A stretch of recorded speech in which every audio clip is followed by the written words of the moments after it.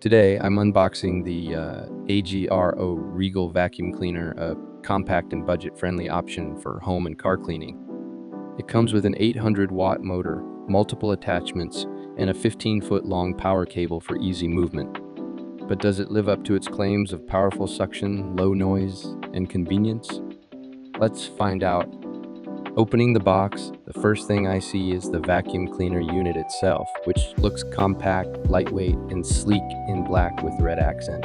The build quality feels decent for the price, and it's designed to be easy to carry.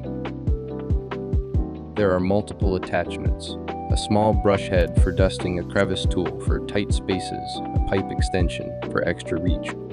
There's also a user manual, but let's be honest, most of us never read that.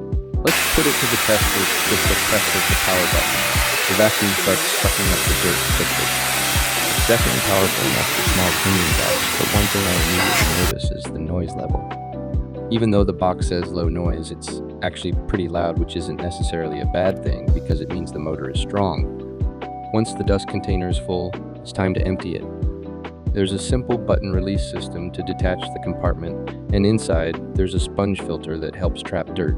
It's washable, which means no need to buy replacement filters, a big plus.